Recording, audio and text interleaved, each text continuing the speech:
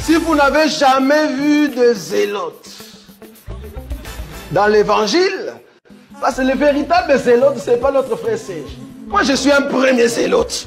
Parce que j'ai donné la définition de ces zélotes-là. Nous sommes des hommes qu'on a déjà tués depuis longtemps. Un cadavre qui marche.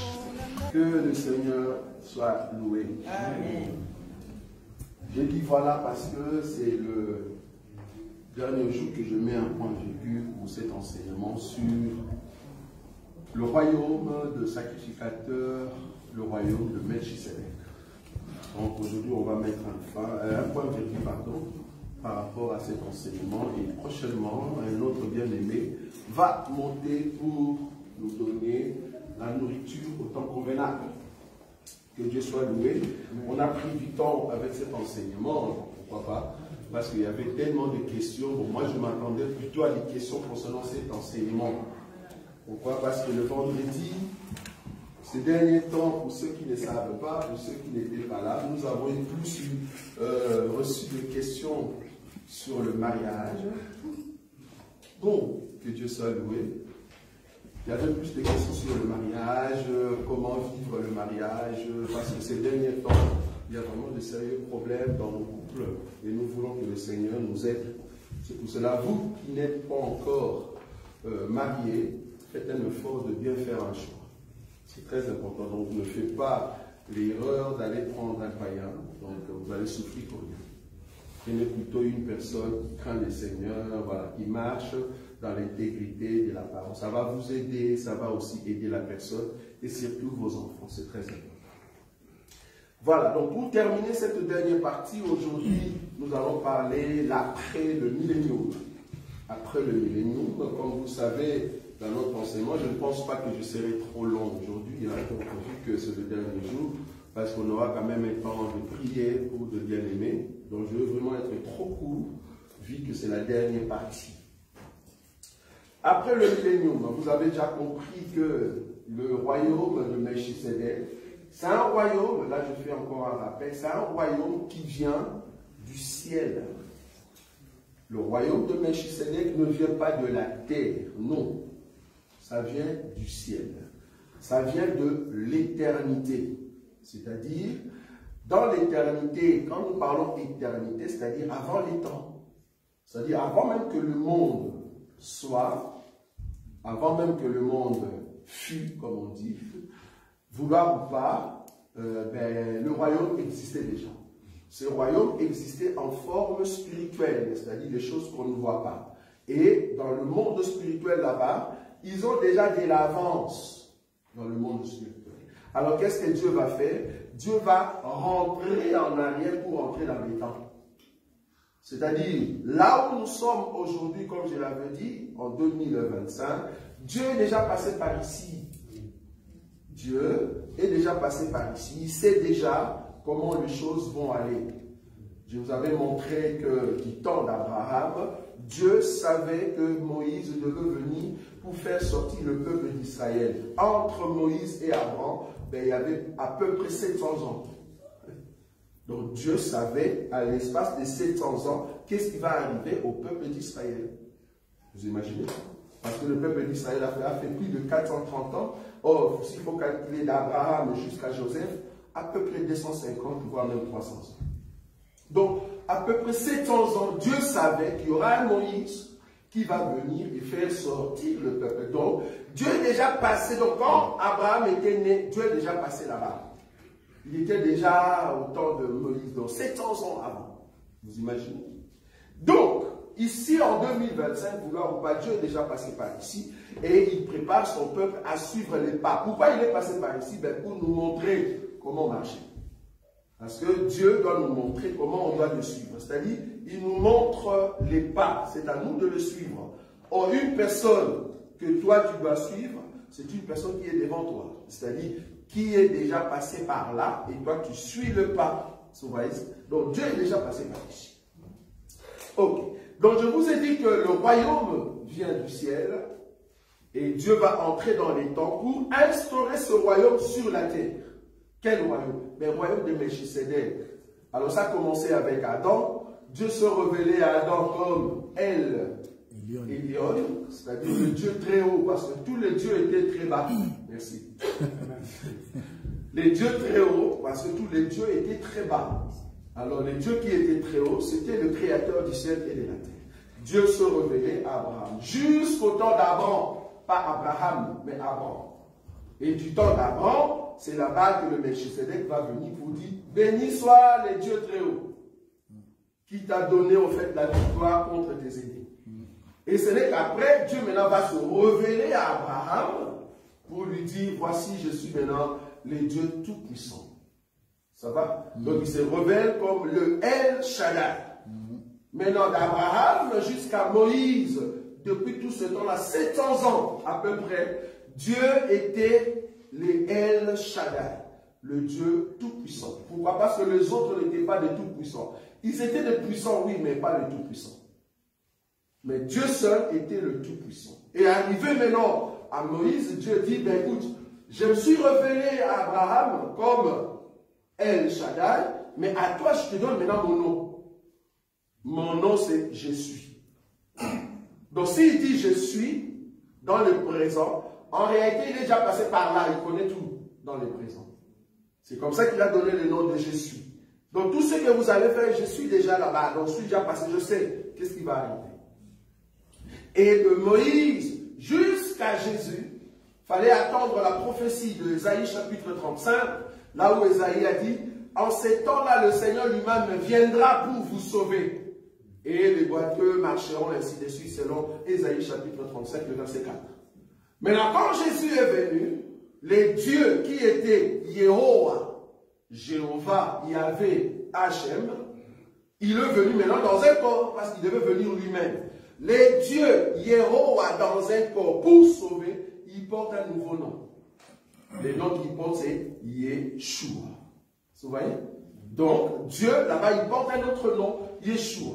Ça, je vous parle de Dieu qui est très haut, qui est puissant, il est, et il devient le sauveur. Maintenant, Jésus qui est le sauveur, Israël n'a pas vu, il est sauveur non pas pour Israël, il était venu pour sauver Israël, mais Israël était distrait. Du coup, le salut est passé vers les nations. Vous voyez le plan de Dieu? Tout ça pour restaurer quoi? Le royaume des cieux. Cherchez premièrement le royaume des cieux et sa justice. Donc, ce que nous recherchons, c'est le royaume de Melchisedec. Parce que Melchisedec, c'est le roi de justice. Son royaume est un royaume de justice. Donc, cherchez premièrement le royaume et sa justice. Et toutes choses vous seront données par-dessus. Donc, si nous recherchons le royaume éternel, alors nous avons tout gagné. Et c'est comme ça que Jésus va passer vers les nations jusqu'au jour de l'enlèvement. Parce que l'enlèvement n'a pas encore eu lieu. Et c'est comme ça que nous allons partir. Et de là, le nom de Jésus n'a plus de fait. Je répète, le nom de Jésus n'a plus de fait dans la vie, en tout cas de ceux qui vont rater l'enlèvement. Là, maintenant, c'est ta propre vie que tu vas donner comme sacrifice. Et c'est comme ça que Dieu va maintenant retourner en Israël pour dire, les dieux que vous avez tués, qui étaient venus dans la chair, j'étais venu vous visiter, mais vous ne saviez pas. Donc du coup, payez vous-même le rançon, la douleur. Et c'est comme ça que Israël va payer le prix. Alors Jésus, pour revenir encore sur terre, mais non, ça sera pendant le millénaire, mais il ne viendra pas avec le nom de Jésus. Non, la Bible n'a pas dit. Le Christ portera un nouveau nom, comme nous l'avons dit dans le livre de Jérémie, chapitre 6, je crois, c'était ça? Non, 35 ou 6? 23, c'est 23. Jérémie 23, le verset, je crois, 7. 7. Oui, c'est ça, on peut lire. C'est pourquoi voici le jour vienne, oui, dit l'Éternel, oui, où l'on ne dira plus, oui, l'Éternel est vivant, lui qui a fait monter du pays d'Égypte les enfants d'Israël, mais on dira, l'Éternel est vivant, lui qui a fait monter... Ça c'est le verset 7. Oui. Lui, le verset 6. Le verset 6. En son temps, Judas sera sauvé. Oui, en son temps, Judas... Oui, continue. Israël aura la sécurité dans sa demeure. Oui. Et voici le nom dont on l'appellera. Oui. L'Éternel, notre justice. Voilà, donc Dieu, quand il reviendra maintenant pour vivre éternellement, ça sera l'instauration du royaume céleste sur terre. Parce que jusqu'à présent, le royaume céleste est dans nos cœurs. On ne le voit pas encore.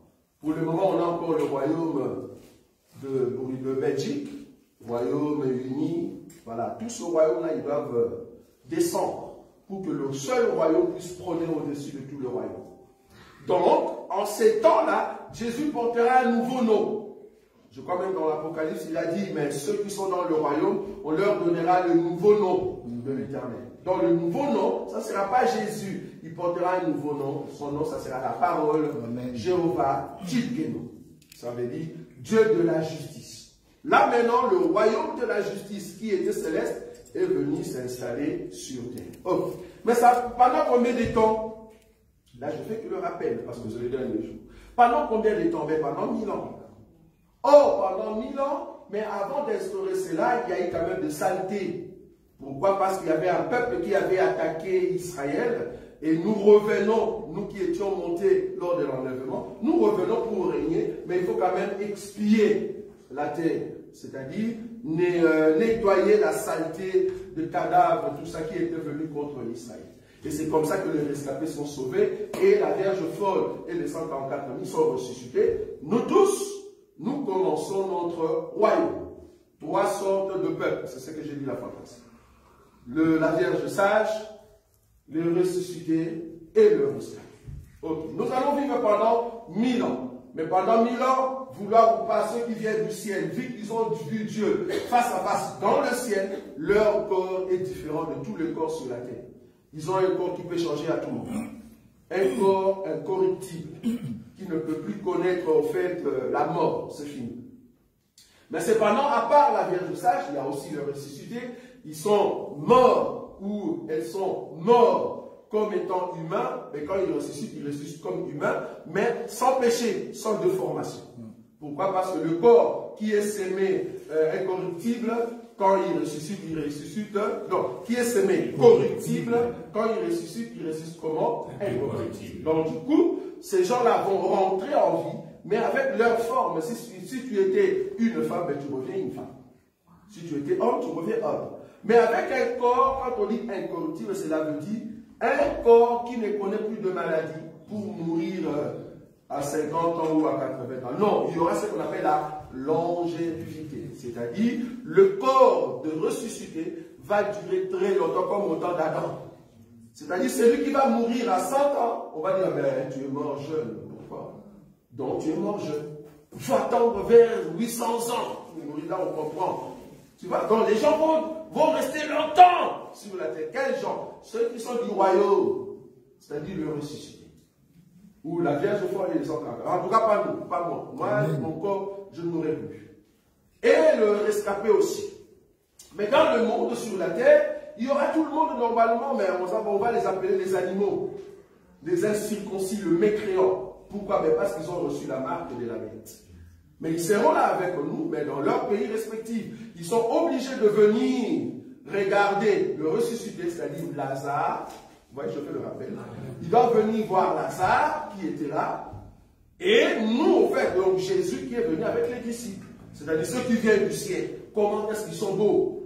Comment est-ce qu'ils sont forts? Comment est-ce qu'ils peuvent changer? Donc je peux me mettre devant eux, je dis, regardez, j'ai au fait le corps d'un Éthiopien. Je fais ça, je deviens japonais. Je fais ça, je deviens russe. Quel corps terrible. Donc un corps terrible qui change à tout le monde.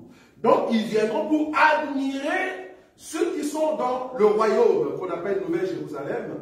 Là-dedans, il y a les ressuscités et il y a ceux qui viennent du ciel. Ok, pendant 1000 ans, nous allons vivre le royaume. Maintenant, après 1000 ans. Après 1000 ans, qu'est-ce qui va arriver? C'est-à-dire, quand nous parlons de 1000 ans, comprenez que le royaume, c'est un royaume du jour. Quand la Bible dit, il y eut un soir et il y eut un matin, c'est fut le 6e jour, et puis le 7e jour, Dieu se reposa. Donc, pendant les millénaires, c'est le repos des dieux. Mais avant d'entrer dans le repos des dieux, il y a eu quand même nettoyage, expiation. C'est-à-dire, on doit quand même enlever la bête et le faux prophète. Et Satan doit être lié pendant 1000 ans. C'est ce qu'on avait dit. Donc, du coup, on commence notre royaume. Mais ça, c'est un royaume du jour. C'est pendant la journée, quand le soleil est là. Mais remarquez que le royaume va durer pendant 1000 ans. Et arrivé le soir, parce qu'il faut qu'il y ait encore un autre soir, vous ne pouvez pas entrer dans le 8e jour qui est l'éternité si le soir ne vient pas. Or, le fait que le soir va venir, c'est-à-dire la nuit, les ténèbres, c'est là-bas qu'on libère Satan. Vous voyez ça? Vous voyez ça ou pas? C'est-à-dire, le 7e jour, on commence le matin avec le Seigneur. On vit pendant 1000 ans, voilà, avec la joie pendant 1000 ans. Mais dans le monde, il y a d'autres personnes. Mais Satan est lié. Okay. Mais il faut que ce jour-là, 7e jour, puisse arriver au soir. Arriver au soir, c'est-à-dire la nuit qui arrive, on ouvre la prison et puis on dit Satan sort encore. C'est-à-dire les ténèbres viennent. C'est vrai ça? On va prendre l'écriture. Je suis dans les livres d'Apocalypse. Permettez que je ne traîne pas aujourd'hui, parce que nous voulons prier pour de bien-aimés. Apocalypse chapitre 20. À partir du premier verset, frère Moïka. Puis je vis descendre du ciel un ange qui avait les clés de l'abîme et une grande chaîne dans sa main. Très bien. Il saisit le dragon, le serpent ancien, qui est le diable, et Satan, et il le lia pour 1000 ans. Oui. Il le jeta dans l'abîme, ferma et scella l'entrée au-dessus de lui, afin qu'il ne séduisît plus les nations, jusqu'à ce que les 1000 ans fussent accomplis. Après cela, il faut qu'il soit délié pour un peu de temps. Un instant. Après cela, il faut qu'il soit délié pour combien de temps? Un peu de temps. Le terme peu de temps, à chaque fois dans l'Apocalypse, revient quand Satan va entrer en action dans un corps humain. Remarquez, Apocalypse 12. Apocalypse chapitre 12. Apocalypse chapitre 12. Le verset 12, frère Bonita. C'est pourquoi réjouissez-vous, cieux, et vous qui habitez dans les cieux. Malheur à la terre, et à la mer, car le diable est descendu vers vous, animé d'une grande colère, sachant qu'il a peu de temps. Sachant qu'il a peu de temps. Ici, c'est quand le diable sera jeté sur terre pour venir entrer dans les corps de qui? De la bête. Vous voyez ça? Qu'on appelle Antéchrist. Là, il va s'incarner dans un corps qu'on appelle la bête. La Bible l'appelle la bête. Pourquoi? Mais parce que Satan est entré dans un corps. Vous voyez cela? Il entre dans un corps et il vient pour, en fait, massacrer la terre et surtout Israël. Et c'est là-bas que Dieu va prendre la bête, le faux prophète, il le jette dans les temps de feu et Satan sera lié. Maintenant, quand on prend Apocalypse 20, on dit que quand les 1000 ans seront, au fait, passés, Satan, il faut qu'on le relâche encore parce qu'il a encore peu de temps. Quel est le rôle qu'il va jouer? Apocalypse 20, on rentre là-bas. Verset. Ah, non, le 3, tu reviens. Il le jeta dans l'abîme, ferma et scella l'entrée au-dessus de lui, afin qu'il ne séduisît plus les nations jusqu'à ce que les 1000 ans fussent accomplis. Très bien. Après cela, il faut qu'il soit délié pour un peu de temps. Oui, tu sautes, tu prends 7. 7. Oui. Quand les 1000 ans seront accomplis, Satan sera relâché de sa prison et il sortira pour séduire les nations qui sont aux 4 coins de la terre, Gog et Magog, afin de les rassembler pour la guerre. Leur nombre est comme le sable de la mer. Et ils montèrent sur la surface de la terre et ils investirent le camp des saints et les villes bien-aimées. Mais un feu descendit du ciel et les dévora. Très bien dit. Et le diable qui les séduisit fut jeté dans les temps de feu et de soufre, où sont la bête et les faux prophètes. Et ils seront tourmentés jour et nuit au siècle des siècles. C'est ici qu'on parle de la mort de Satan. C'est pour cela que nous disons à toutes les églises qui jettent du feu sur Satan, vous perdez votre temps. Satan sera tué ici, après le millénium, pas maintenant. Donc, quand vous jetez le feu sur Satan, consumez Satan, d'abord lui-même, il vit dans le feu. Et ça, vous avez déjà vu un poisson, vous lui jetez de l'eau et puis dit, pourquoi vous m'avez jeté de l'eau? Il est content en fait. Quand on dit feu, c'est-à-dire tourment, souffrir. On s'attend pour le moment, il ne souffre pas. C'est-à-dire même quand tu le chasses, il ne souffre pas parce que son temps, son heure n'est pas encore arrivée. Même les démons l'ont dit. La Bible dit de résister au diable. Comment tu vas le résister? C'est parce que tu as l'enseignement. Résiste. On n'a pas dit chasser, pardon, on n'a pas dit jeter le feu.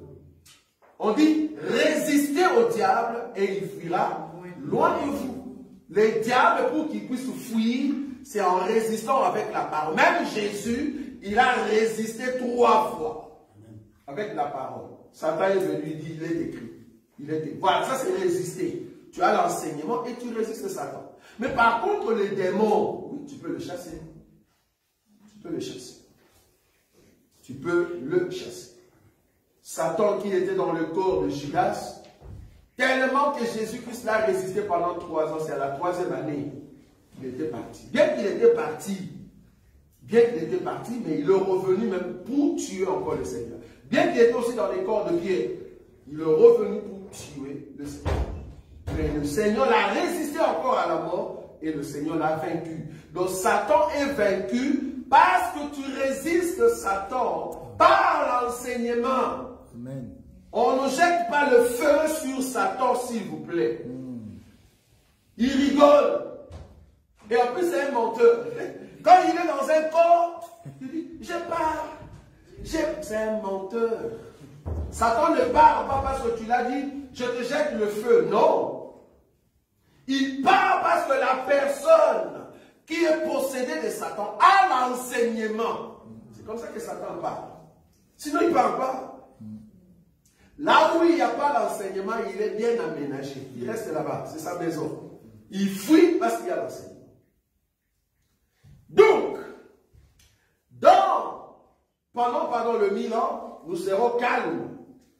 Calmes pendant 1000 ans, pourquoi? Parce que Satan est lié. Ok. Mais après 1000 ans, Satan est encore relâché. Mais tu vas me poser la question, mais Dieu, pourquoi ne pas seulement l'arrêter une fois pour toutes? Après, tu vas encore le relâcher. Ça, c'est le plan de papa. Et notre papa a un plan, il sait ce qu'il fait. Il sait ce qu'il fait. Il est trop lent à la colère. Parce que normalement, dans sa colère, il pouvait directement prendre Satan et puis, voilà, l'histoire est finie. Mais il sait ce qu'il fait. Du coup, on nous dit que quand Satan sera relâché, bon, comme il est l'esprit, il doit combattre quand même un peuple qui est dans la chair, mais qui sont dans un royaume très puissant, avec un roi trop puissant. Maintenant, il nous faut ici un corps, un peuple. Donc, il était obligé pendant ce temps, il sera obligé de séduire encore les nations. Vous voyez ça? C'est-à-dire, à part la bête d'Armageddon, il y aura encore un représentant. C'est ça, voilà. Ça, beaucoup le voyaient. Voilà. À part la bête, le faux prophète, le temps de Armageddon, quand les 1000 ans vont passer, Satan va séduire d'autres peuples. Voilà. Et ce peuple-là sera dirigé par Gog et Ézéchiel. Ézéchiel chapitre 38. Merci beaucoup. 38. Gog et Magog. C'est là-bas qu'on va terminer. Remarquez ce qui arrive ici. Ézéchiel chapitre 38. Tu peux commencer à partir du... Non, tu as dit 38 ou 30? 38. C'est 38 à partir du premier deux versets. Oui, c'est 38. Oui, vas-y. La parole de l'Éternel... Oui, tu commences à partir du premier verset. Oui. La parole de l'Éternel me fut adressée en ces mots. Oui. Fils de l'homme, tourne ta face vers Gog, au pays de Magog. Très bien. Vers le prince de Roche et de Méchec et de Tubal, et prophétise contre lui. Tu diras, ainsi parle le Seigneur l'Éternel. Très bien. Voici, j'en veux à toi, Gog, prince de Roche, de Méchec et de Tubal. Je t'entraînerai et je mettrai une boucle à tes mâchoires. Je te ferai sortir, toi et toute ton armée, chevaux et cavaliers, tout vêtus magnifiquement, troupes nombreuses portant le grand et le petit bouclier, tous maniant l'épée. Et avec eux, ceux de Perse, d'Éthiopie et de Put, tous portant le bouclier et le casque. Gomère et tous ses troupes, la maison de Torgama plutôt, à l'extrémité du septentrion, et toutes ces troupes, peuples nombreux qui sont avec toi. Je vais expliquer, sinon ceux qui lisent, ils disent, mais qu'est-ce qu'on dit ici? Ici, nous sommes au temps, soit de l'Armageddon, parce qu'il faut comprendre que l'Armageddon, c'est la guerre où la bête, qui est représentée comme le royaume du fer mélangé avec l'argile, parce qu'à part ce royaume-là, il n'y a pas d'autre royaume. Et c'est le seul royaume qui combat au fait le royaume de l'eau. Vous voyez ça? Donc, lors de l'Armageddon, comme il y aura un mélange de fer avec l'argile, dirigé par la bête et le faux prophète, de la même manière, à la fin, c'est le même royaume qui s'élève, Gog et Magog. Ok. Quand on dit Gog et Magog, comprenez que Magog, c'est un fils de Japhet. Selon Genèse chapitre... Genèse chapitre 10. Genèse chapitre 10, Frère Ricard, 2 à 5. Le fils de Japhet furent. Oui. Gomère. Les fils de Japhet, oui.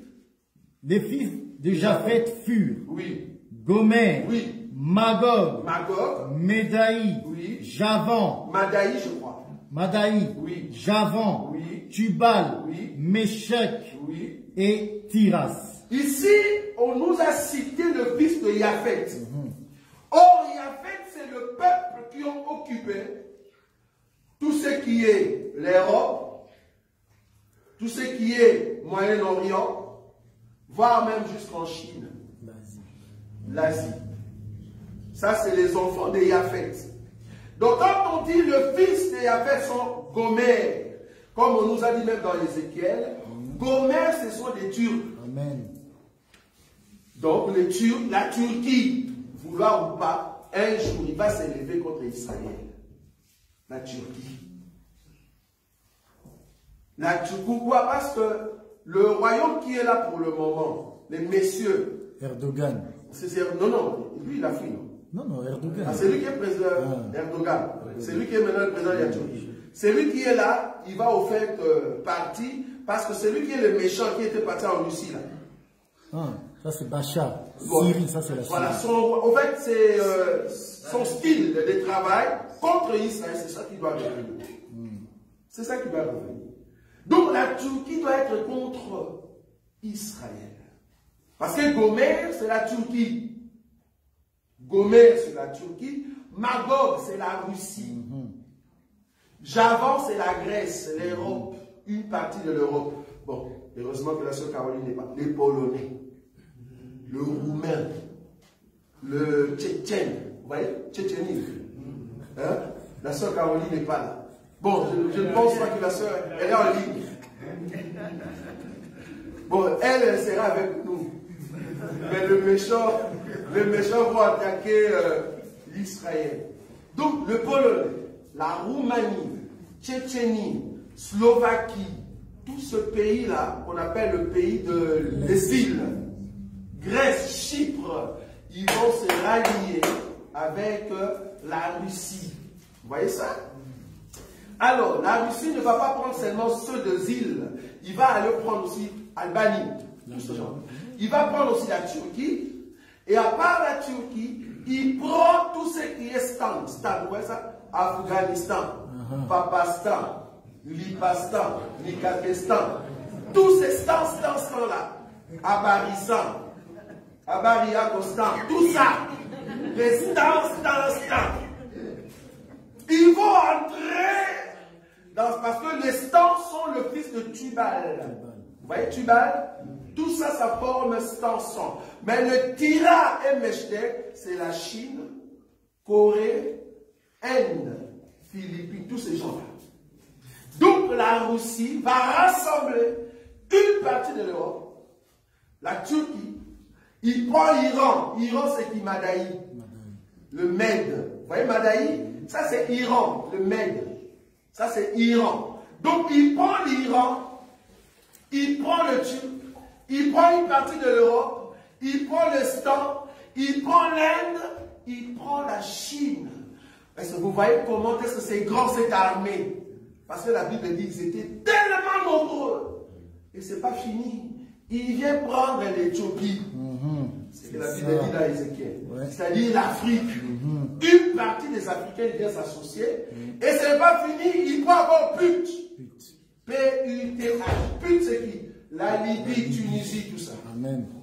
Et c'est, vous voyez cette armée qui se rassemble pour venir attaquer Israël. Donc, quand on dit Gog et Magog, c'est le rassemblement de tous ces gens-là. Mais en tête, il y aura Gog. Quand on dit Gog, c'est-à-dire la Russie.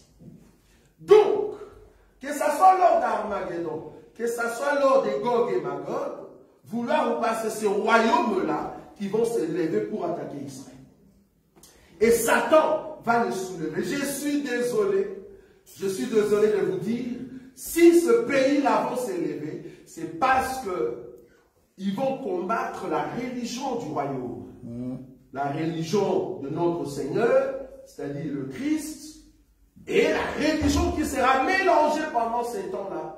Ben, vouloir ou pas, c'est le musulman qui vont se mettre ensemble avec les orthodoxes et qui vont se mettre ensemble avec le bouddhiste. C'est un mélange d'un royaume bizarre. Mais qui va sortir d'où même? Il n'y aura pas de religion, je suis d'accord. Mais quel sera le nom de cette religion? Je ne sais pas encore. Mais je sais que c'est Satan qui sera en tête de cet attroupement pour venir attaquer au fait Israël. Mais là, ça sera à la fin du royaume. Et la Bible dit, ils viendront en tout cas par un seul chemin, mais ils seront dispersés par sept chemins, et leur cadavre va commencer à tomber l'un après l'autre. Et c'est comme ça qu'on mettra fin pour l'histoire de Satan. C'est-à-dire, la terre que vous voyez, bien que nous serons sur la terre pendant 1000 ans, tous ceux qui ne sont pas du royaume, nous allons les regarder comme des ennemis. Les ennemis qui viendront se lever après combien? 1000 ans. Vous voyez ça? C'est là-bas que nous disons en réalité, à part notre corps qui est notre ennemi, nos ennemis, ce sont des païens, frère. Nos ennemis, ce sont des païens. Pour le moment, tu ne le sais pas encore. Essaie seulement de mettre un païen dans ta maison. Essaie seulement de mettre ton frère dans les sangs, mais qui est païen. C'est lui qui va amener les problèmes dans ta maison. Pourquoi? Mais parce que toi, tu as Christ. Parce que toi, tu as Christ. Le fait qu'ils n'ont pas Christ en eux et que toi, tu as Christ, ben le diable va passer par eux. Le diable. Comme on l'a dit le vendredi. Vous imaginez quelqu'un qui fait la politique, bon, est-ce qu'il faut encore citer son nom? Moutamba, qui fait la politique calmement. Mais on a utilisé son frère dans les sangs, ou quelqu'un de sa famille. Qu'est-ce que tu cherches? Qu'est-ce que tu cherches? Vous croyez que Judas sera l'un de nous? Non. Judas a été créé pour être près de ceux qui se disent chrétiens. C'est ça Judas. Ton ennemi n'est pas loin. Et imagine déjà que le premier ennemi, c'est ta chair. Ta chair. Hein? Et à part la chair, mais vouloir ou pas, c'est quelqu'un qui est tout près de toi. Il faut que Dieu t'ouvre les yeux pour voir. Donc, dans notre royaume, tous ceux qui seront de côté, ils seront jaloux de nous. Parce que notre royaume sera tellement puissant.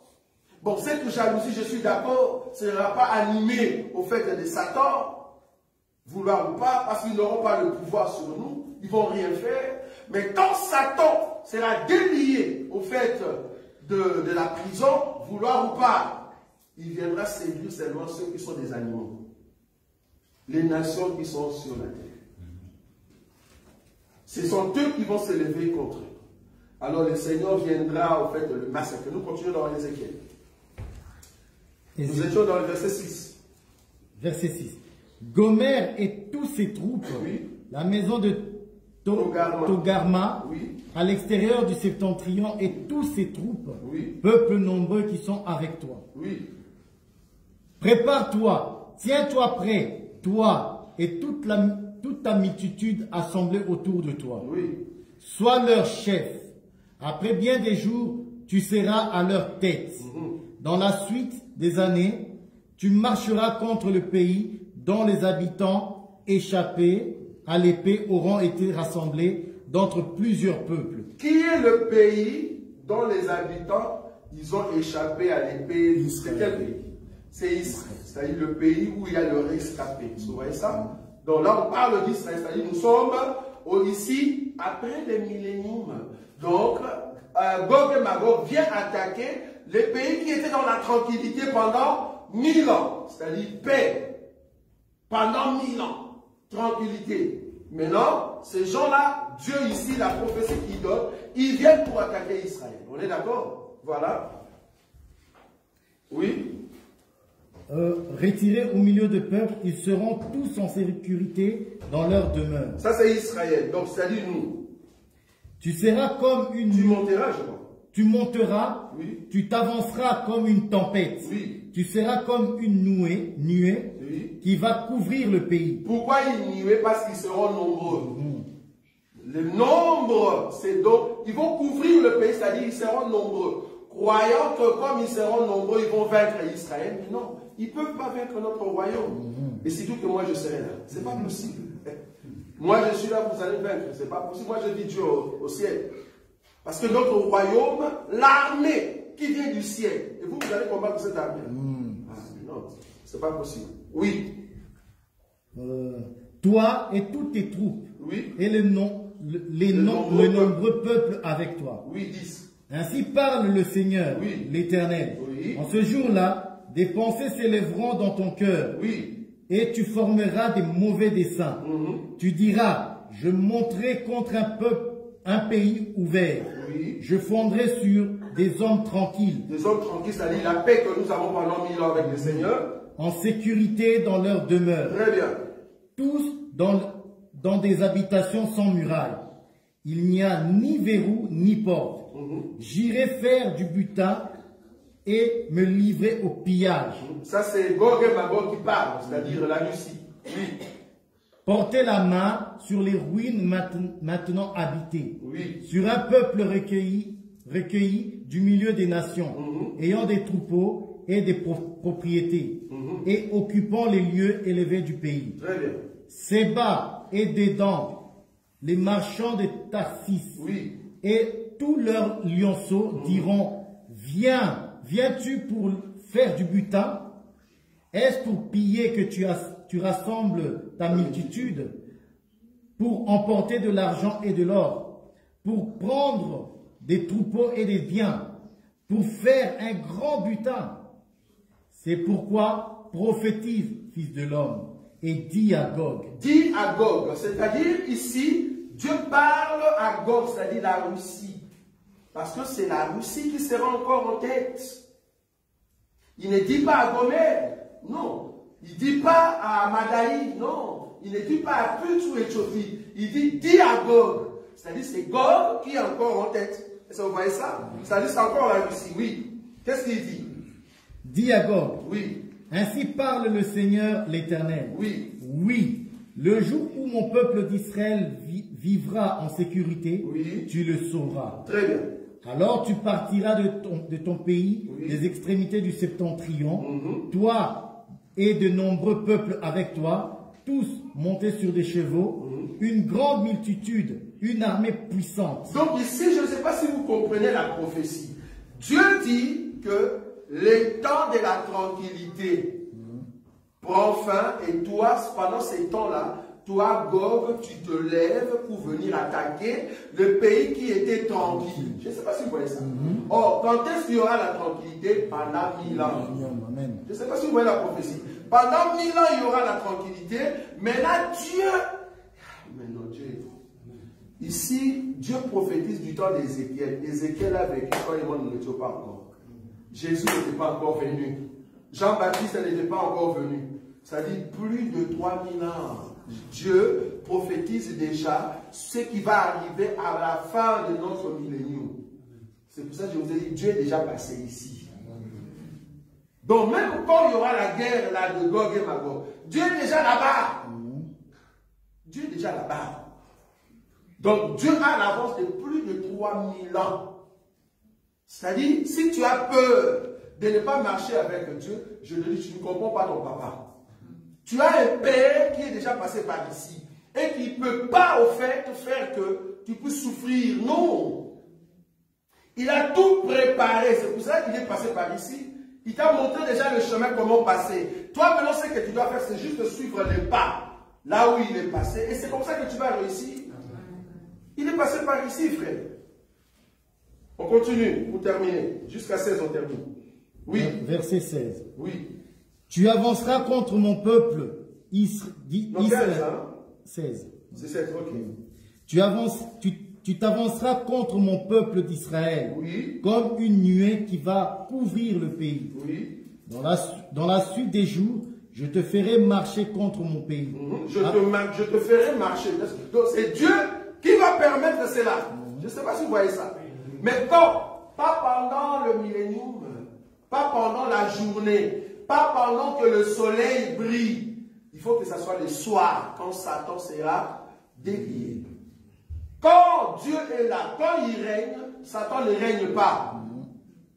Le Seigneur va régner pendant 1000 ans, pendant la journée. Maintenant, la nuit, c'est là-bas que Satan, on l'ouvre de la prison. C'est comme ça qu'il vient pour faire des massacres. Et je m'aurais te dit, quand tu lis ça, tu penses que ça sera tac, tac, tac. Non. Normalement, quand on ouvre Satan, il commence à séduire le peuple. Le peuple va faire des réunions. À part les réunions, il y a les ambassadeurs qui vont quitter dans des pays pour aller faire des réunions contre Israël. Est-ce que vous voyez ça? Tout ça, ça va prendre du temps. Ils vont commencer aussi à faire encore des armes de destruction. Ça va prendre du temps. Est-ce que vous voyez ça? Là, dans leur tête, ils n'ont pas le temps, ils doivent faire vite pour attaquer Israël. Parce qu'Israël a volé tous les biens, toutes les richesses du monde se trouvent maintenant en Israël. C'est là-bas que la prophétie, dans la doctrine, va s'accomplir. L'or et l'argent appartiennent à l'Éternel. Tout ce qui est or, ça sera en Israël. Maintenant, la Russie, il va maintenant imposer les autres en disant, nous sommes pauvres à cause de ce pays-là. Mais poussés par Satan, soyons un pour aller attaquer Israël. Tout ça, ça va prendre des temps, des réunions. À nos sommets, je ne sais pas moi, ils vont créer encore une union. Donc à part l'union lors d'Armageddon, les fers et l'argile vont encore se mettre ensemble. Parce que c'est le seul royaume qui doit normalement affronter le royaume du Christ. Ils vont encore se mettre ensemble avec les Africains pour venir attaquer. Est-ce que vous voyez ça? Mais c'est Dieu qui va le pousser, enfin qui vient pour qu'on puisse le neutraliser à fond. Or, le but, ça sera quoi? Le but, c'est pour neutraliser le mal sur la terre. Parce que tous ceux qui vont s'associer lors des Gog et Magog, c'est vraiment le peuple qui sont regardés comme de mauvais. Et comme ce sera des dirigeants, même dans leur terre, ce sont des mauvais. Parce que même leur peuple, ils ont poussé leurs dirigeants à venir combattre Israël. Vous voyez? Oui, on termine la partie. Verset 16. Verset 16. Oui. Afin que les nations me connaissent, quand je serai sanctifié par toi sous leurs yeux. C'est-à-dire, quand Dieu maintenant va tuer le peuple qui vont venir avec la Russie, c'est là-bas que le nom de l'Éternel est sanctifié sur toute la terre. Bon, quand je dis sanctifié ici, pendant le millénium aussi, son nom sera sanctifié, parce qu'il va tuer quand même lors de guerre d'Armageddon. Pendant 1000 ans, le nom de l'Éternel est sanctifié dans la ville. Maintenant, pour que le nom reste saint éternellement, il faut que Gog tombe. Et là, Dieu maintenant va prendre Satan, il amène où? Dans les temps de feu, pas prison. Là, c'est dans les temps de feu pour dire c'est fini, le rôle de Satan est terminé. Il prend maintenant les hommes qui étaient méchants, chacun d'eux, parce que si tu descends, tu continues jusqu'à 39, là on a dit les cadavres de Russes ou de hommes viendront, ils seront partout. Et Israël, pour rassembler les armes que la Russie a amenées, ou soit le peuple qui va se lever, ont amené. C'était tellement nombreux, tellement qu'on ramassait des corps. Vous voyez, il y aura tellement de corps partout. Et c'est là-bas que l'Apocalypse va nous annoncer maintenant les temps du trône blanc. C'est-à-dire, quand maintenant la Russie, avec tous ces hommes, ils vont venir, c'est là-bas que le trône blanc arrive. Qui dit trône blanc? C'est-à-dire, le séjour des morts et la mort, ils nous donnent, ils remettent le mort qui était en eux. On ouvre 2 livres, les livres et un livre. C'est-à-dire, il y a un livre qu'on appelle livre de vie. Si tu n'es pas dans le livre de vie, mais vouloir ou pas, tu vas directement à l'étang de feu. C'est-à-dire, nous entrons maintenant, après les trônes blancs, ben nous entrons dans ce qu'on appelle éternité. C'est-à-dire, nous sortons du temps, il n'y aura plus de temps. Pourquoi il n'y aura plus de temps? Mais parce que le roi même, souvenez-vous que le roi qui sera, au fait, en Jérusalem avec nous, même nous-mêmes, qu'est-ce que nous allons faire? Étant spirituels, il faut que Dieu transforme cette terre, transforme aussi les cieux. C'est là-bas que la Bible appelle nouveaux cieux et nouvelle terre. Est-ce que vous voyez ça? C'est-à-dire, nous-mêmes, dont le péché est expié, nous-mêmes, nous rentrons spirituels. En qui? En Christ et Jésus, ou en d'autres termes, en Dieu lui-même. Parce que c'est lui qui sera dans le royaume, c'est lui qui sera le roi, qui va porter le nom de parole, vouloir ou pas lui-même, il doit attendre jusqu'à ce que le séjour de mort et la mort soient condamnés. Et c'est alors que la Bible dit, il remettra toutes choses à celui qui est éternel. Ça veut dire qu'on rentre dans l'éternité. 1 Corinthiens. C'est là-bas qu'on termine. 1 Corinthiens, chapitre 15.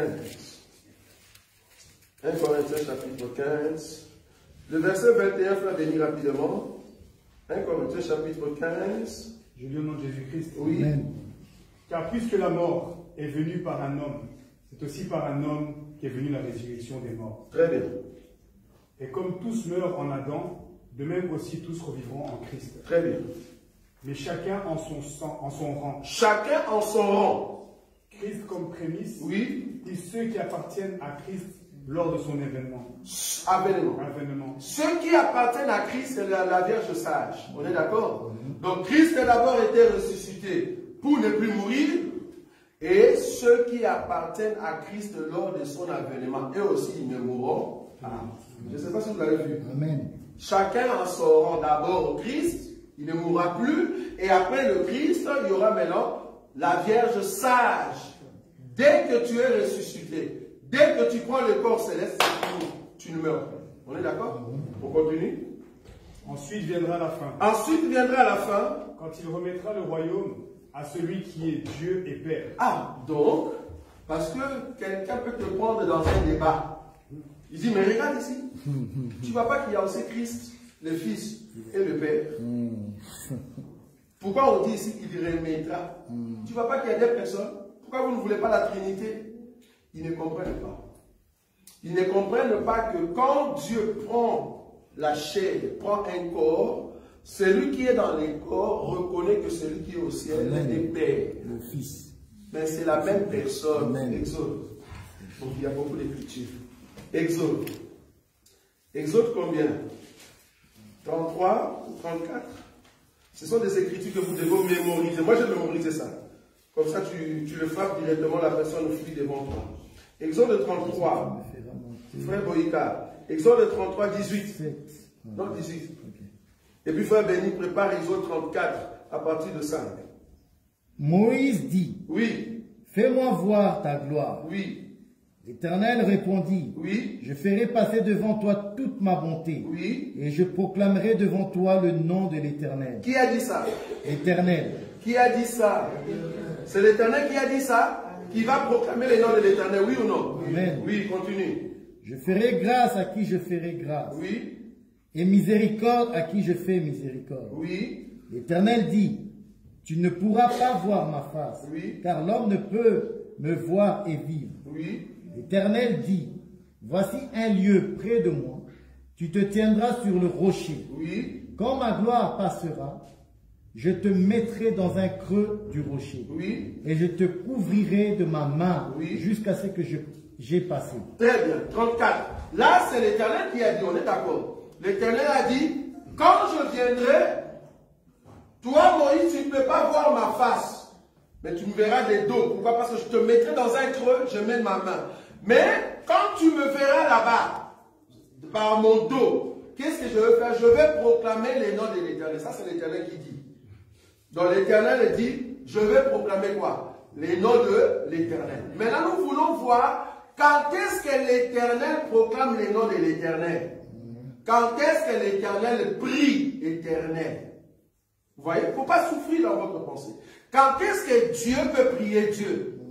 Quelqu'un dit, ah, vous voyez comment que Dieu prie Dieu. Donc Dieu est dans le ciel. Et puis un autre Dieu sur terre. Donc est-ce qu'il fait des blagues? Non. Tu ne comprends pas que Dieu qui est dans le ciel, quand il prend un corps, celui qui est dans les corps devient comme une femme. Qui prie le Père, devient comme un enfant, le Fils. Donc celui qui est dans les corps adore celui qui est dans le ciel. 34. Le verset 5. L'Éternel descendit dans une nuée. Ah, donc ici, l'Éternel descendit dans une nuée. Parce que je vais te montrer mon dos, c'est-à-dire tu veux me voir, mais pour que je viens dans une nuée. Je ne sais pas si vous voyez ça. Donc l'Éternel entre dans un corps que Moïse peut voir avec ses yeux. Ce n'est pas une vision. Ici, c'est vraiment voir avec ses yeux. Quand tu peux voir Dieu, c'est-à-dire Dieu est dans un corps. Je répète. Si Moïse peut voir Dieu, c'est parce que Dieu est dans un corps. Or, quand Dieu est dans un corps que tu peux voir, le corps en question doit adorer celui qui est dans les cieux. Mais c'est la même personne. Je ne sais pas si vous voyez ça. Donc ici, Dieu est dans un corps qu'on appelle la nuée. Remarquez maintenant, on continue. L'Éternel descendit dans une nuée. Oui. Se tint là auprès de lui. Oui. Et proclama le nom de l'Éternel. Ah, donc l'Éternel qui est dans la nuée commence à proclamer le nom de l'Éternel. Écoute comment est-ce que l'Éternel dans la nuée prie l'Éternel qui est dans le ciel. On continue. L'Éternel passa devant lui. Oui. Et s'écria. L'Éternel. Oui. L'Éternel. Oui. Dieu miséricordieux. Oui. Et compatissant. Oui. Lent à la colère. Oui. Riche en bonté et en fidélité. Très bien. Qui conserve son amour jusqu'à 1000 générations. Qui pardonne l'iniquité, la rébellion et le péché. Oui. Mais qui ne tient point le coupable pour innocent. Très bien. Et qui punit l'iniquité des pères sur les enfants et sur les enfants des enfants jusqu'à la 3e et à la 4e génération. Oui. Aussitôt Moïse s'inclina à terre et se prosterna. Moïse adore qui? L'Éternel. Quel Éternel? Qui est dans le ciel ou qui est devant lui? Qui est devant lui. Qui est devant lui? Quand l'Éternel est dans un corps, tu peux l'adorer, mais pas un ange. Donc le Dieu qui est devant Moïse, Moïse l'adore. Mais le Dieu dans un corps. C'est pour cela, parce que c'est ce mouvement-là, c'est le même mouvement que Thomas a fait. Quand on lui a dit, mais regarde et tout. Regarde, il dit, mon Seigneur et mon Dieu. Tu as adoré. Est-ce que vous voyez ça? Parce que c'est Dieu dans un corps. Est-ce que vous comprenez ça? Maintenant, les dieux dans un corps qui va régner pendant 1000 ans, à la fin, il faut qu'il quitte la position de roi sur la terre pour qu'il revienne dans la position du Père. Dès qu'il revient dans la position du Père, toi et moi, nous quittons dans les corps que nous aurons, nous revenons spirituels en Dieu pour que tout soit un en Dieu. C'est là-bas que nous entrons dans l'éternité.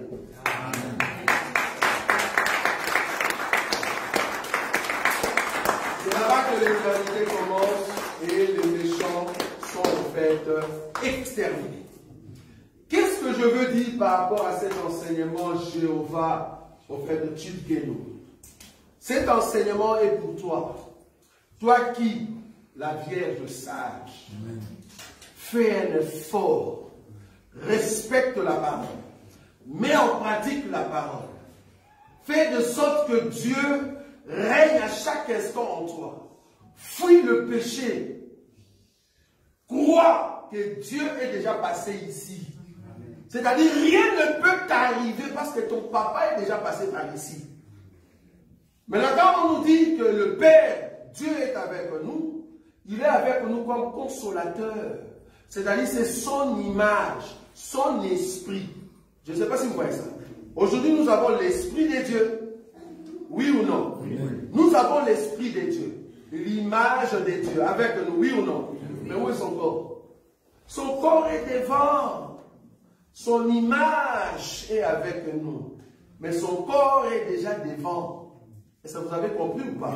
C'est-à-dire, nous marchons avec l'image de Dieu dans l'ombre du Tout-Puissant. Mais son corps, le corps, est devant. Maintenant, nous suivons petit à petit l'ombre, l'image, jusqu'à ce que nous allons atteindre le corps. Nous rentrons dans l'éternité. Amen.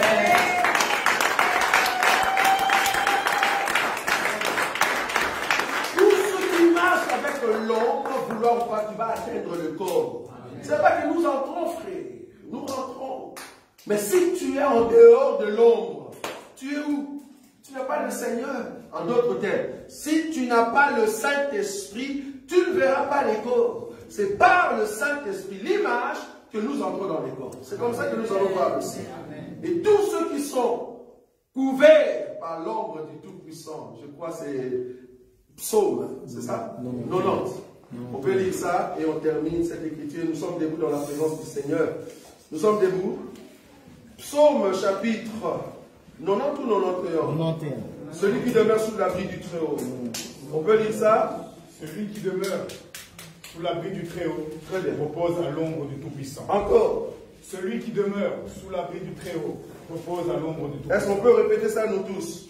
Celui qui demeure sous l'abri du Très-Haut repose à l'ombre du Tout-Puissant. Une fois de plus. Celui qui demeure sous l'abri du Très-Haut repose à l'ombre du Tout-Puissant. Celui qui demeure sous l'abri du Très-Haut repose à l'ombre du Tout-Puissant. Nous les vivants, nous sommes dans la présence du Très-Haut. Même ceux qui sont morts reposent à l'ombre du Tout-Puissant. Même si je mourrais aujourd'hui, je veux reposer dans l'ombre du Tout-Puissant. Quand je veux me réveiller, je serai dans l'ombre du Tout-Puissant. Donc, tout ce que nous faisons, les choses sont bonnes. Parce que nous sommes en Christ et Jésus. N'ayez pas peur, continuez la marche et le Seigneur va vous amener loin. Si seulement tu sens dans ton cœur qu'il y a une fatigue, qu'il y a quelque chose qui t'empêche d'avancer, je ne sais pas c'est quoi le problème qui t'empêche. Quel est le problème qui peut t'empêcher de voir la gloire de Dieu? Là où tu es, tu vas prier. Tu vas dire, Seigneur, soutiens-moi. Soutiens-moi que je comprenne que tu es déjà passé par ici. Donne-moi la force de suivre seulement tes pas, petit à petit, jusqu'à ce que je vais atteindre les corps. Commence à élever la voix là où tu es. Commence à prier. Commence à prier. Commence à prier. Commence à prier. Et commande-toi entre les mains du Seigneur. Alléluia.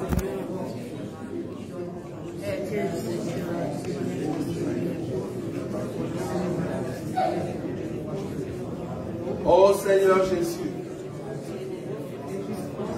nous sommes dans la joie d'être dans ta présence.